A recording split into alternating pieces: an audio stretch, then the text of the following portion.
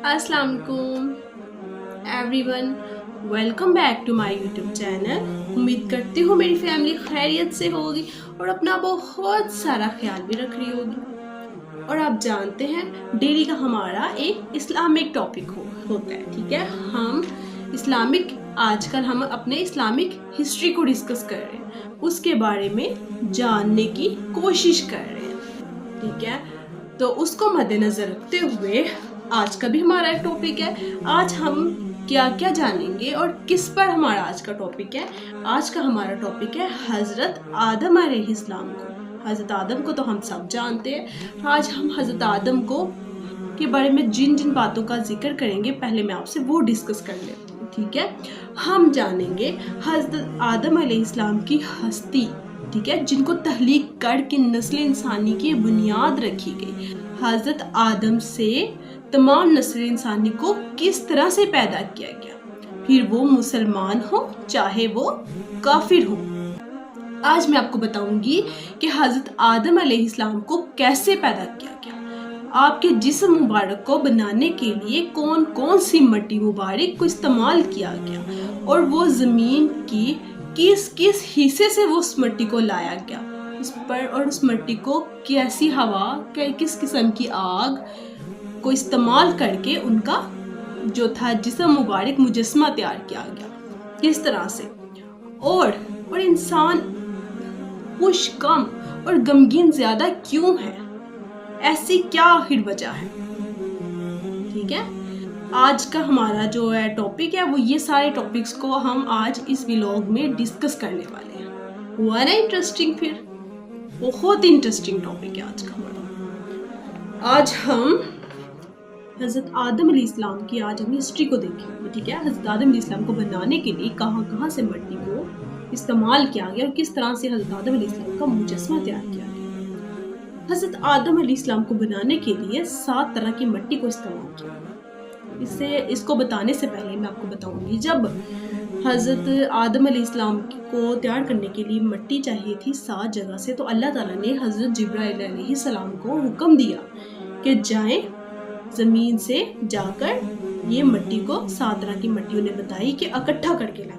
जब वो ज़मीन पर आए तो उन्होंने ज़मीन से मट्टी उठाने के लिए हाथ बढ़ाया तो ज़मीन अल्लाह ताला की पनाह मांगने लगी और रोने लगी, गिड़गिड़ाने लगी, कहने लगी कि अगर आप ये मट्टी ले जाएंगे तो इंसान बनेगा, तो इंसान की वजह से मेरा कुछ हिस्सा दोज़ख में जाएगा, तो मैं आपसे अल्लाह की पनाह मांगती। तो हज़रत जिब्राइल अलैहिस्सलाम मट्टी को छोड़ दिया वहीं पे और वापस अल्लाह के पास आ गए, ठीक है। और अल्लाह ताला से कहा, या अल्लाह मैं गया, ठीक है, और वो मट्टी तो मुझसे गिड़गिड़ाने लगी और तेरी पनाह मांगने लगी, तेरी इज्जत की पनाह मांगने लगी, और मैं तेरी इज्जत और तेरे नाम पे मैं मट्टी छोड़ कर आ गया। फिर क्या हुआ? फिर अल्लाह ताला ने हज़रत इसराफील और हज़रत मीकाइल को भेजा कि जाएं जाकर मट्टी लेकर आए। तो हज़रत इसराफील और हज़रत मीकाइल भी आए, फिर ज़मीन गिड़गिड़ाने लगी, ठीक है, उनसे रिक्वेस्ट करने लगी। तो फिर हज़रत मीकाइल और हज़रत इसराफील भी ऐसे ही ऊपर आ गए। तो उन्होंने भी आके ऐसे कहा कि या अल्लाह हम तेरी इज़्ज़त की बेस पर, ठीक है, हम तेरी इज़्ज़त को देखते हुए तेरी इज़्ज़त के नाम पर छोड़ के आ गए। फिर क्या हुआ? हज़रत इज़राइल, जो कि मुल्कुल मौत कहा गया उनको, ठीक है, मुल्कुल मौत कहा गया उनको, जो जाने कब्ज़ करते हैं, उन्हें अल्लाह ताला ने हुक्म दिया कि जाकर मट्टी को लेकर आए। तो वो जब नीचे आए मट्टी को लेने, तो क्या हुआ? ज़मीन वैसे ही मट्टी गिड़गिड़ाने लगी, रोने लगी, लेकिन हज़रत इज़राइल उसे गिड़गिड़ाता रोता छोड़ कर मट्टी ले आए, कहते कि तेरे रोने से भी आगे मेरे रब का हुक्म है, ठीक है, मुझे मेरे रब का हुक्म अजीज़ है। तो वो उसे रोता गिड़गिड़ाता देकर छोड़ आए और मट्टी को ले आए अल्लाह के हुक्म से। वो 7 मुख्तलिफ मुकामात से मट्टी को लेकर आए, और हज़रत इज़राइल को सिर्फ यही मतलब कि उन्हें ये काम सौंपा गया, इसकी बिना पे वो उन्होंने रोता हुआ नहीं देखा, ठीक है, उसे रोता हुआ देखा तो छोड़ आए।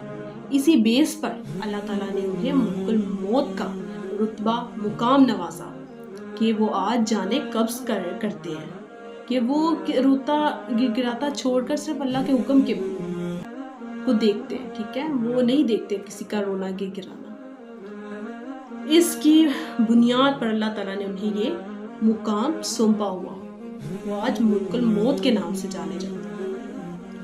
اور وہ کون سے 7 مقامات؟ مکہ معظمہ، مکہ مکرمہ، طائف، بیت المقدس، ہندوستان، عدن اور مدینہ منورہ۔ یہ 7 مقامات تھے جہاں سے حضرت آدم علیہ السلام کو بنانے کے لیے مٹی کو اکٹھا کیا گیا تھا۔ اور کون سی مٹی اور سے حضرت آدم علیہ السلام کی کس اعضاء کو مبارک کو بنایا گیا تھا؟ جو مٹی مکہ مکرمہ سے اکٹھی کی گئی تھی اس سے حضرت آدم علیہ السلام کا سر مبارک تیار کیا گیا تھا۔ اس کے بعد جو طائف سے مٹی اکٹھی کی گئی تھی اس سے باقی کے اجزاء تیار کیے گئے تھے۔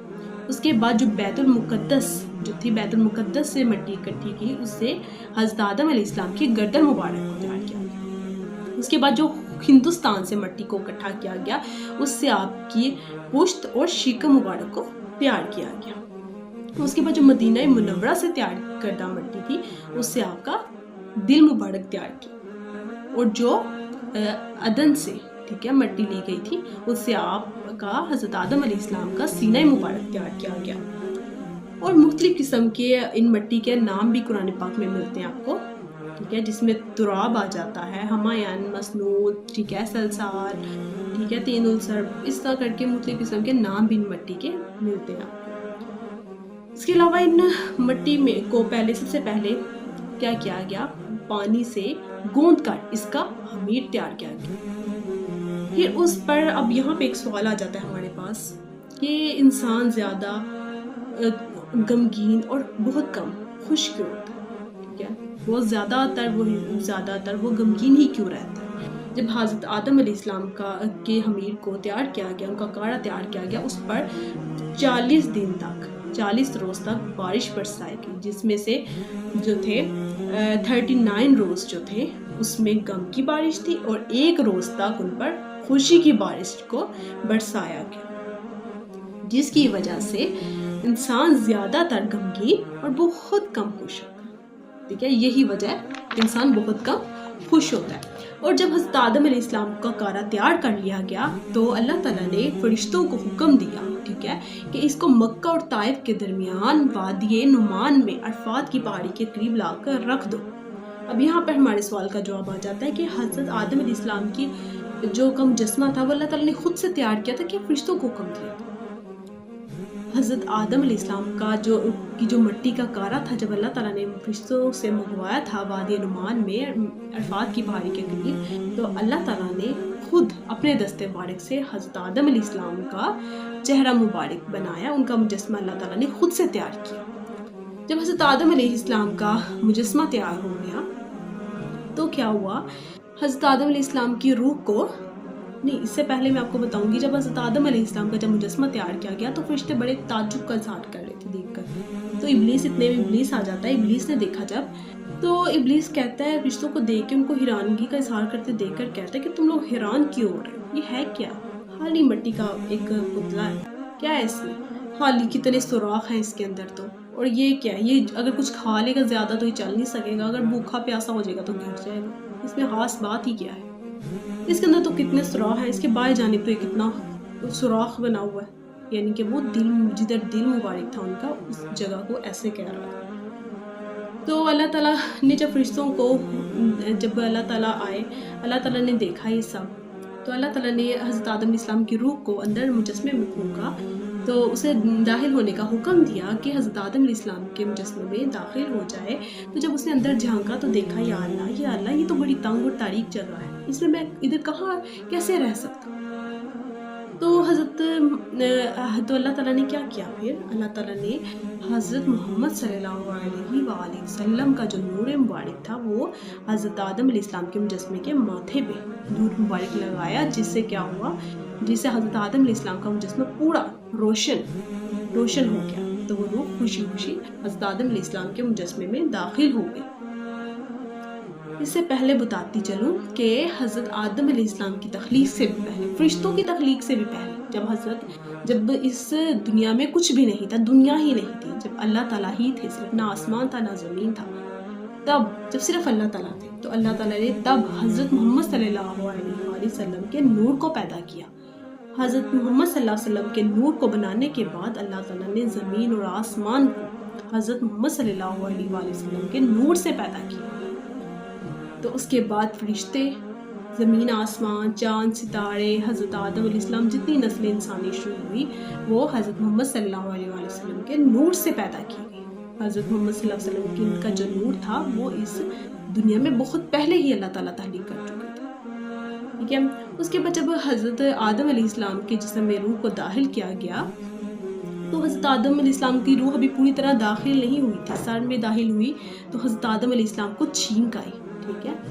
تو حضرت آدم علیہ السلام کو جیسے ہی چھینک آئی تو حضرت آدم علیہ السلام نے کو اللہ تعالیٰ نے آگے سے کیا کہا، یرحمک اللہ.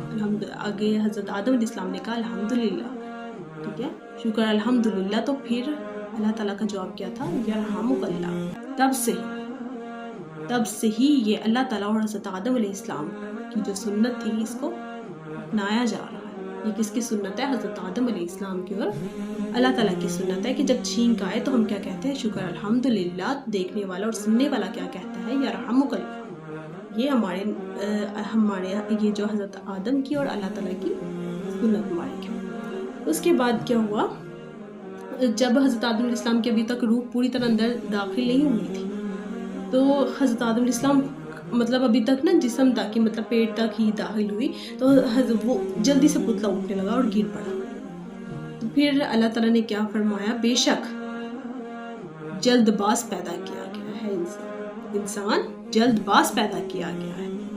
پھر پوری طرح جب روح داخل ہوئی، جسم کو اٹھایا گیا، روح داخل ہوئی تو پھر وہ پراپر طریقے سے چل سکی. تو حضرت آدم علیہ السلام کو بتایا اللہ تعالیٰ نے کہ آپ سے اب نسل انسانی چلے گی، آپ کی اولاد. تو اللہ تعالیٰ نے تو حضرت آدم علیہ السلام نے اللہ سے سوال کیا، یا اللہ یہ کیسے پاسبل ہے؟ تو حضرت آدم کی پشت پر اللہ تعالیٰ نے ہاتھ پھیرا تو بہت ساری روحیں نظر آئی حضرت آدم علیہ السلام نے، جو دکھایا گیا کہ یہ آپ کی اولاد ہوگی. ٹھیک ہے، اسے نسل انسانی ایسے بڑھتی جائے گی. تو یہاں ہم نے حضرت آدم علیہ السلام کی ہسٹری کو بہت زیادہ نہیں، بہت مختصر جانا. اب ملتے ہیں اپنے نیکسٹ ولاگ میں ایک نئی اور اچھی بات کے ساتھ. امید کرتی ہوں آپ کو آج کا ولاگ بھی بہت پسند آئے گا اور آپ اسے بہت سارا شیئر بھی کریں گے، لائک بھی کریں گے اور سبسکرائب آپ کی ذمہ داری. آپ کو اگر میری ویڈیو اچھی لگتی ہے، پسند آتی ہے تو پھر سبسکرائب لازمی کیجیے. اور ملتے ہیں اپنے نیکسٹ ولاگ میں. دعاؤں میں یاد رکھیے گا. تب تک کے لیے اللہ حافظ.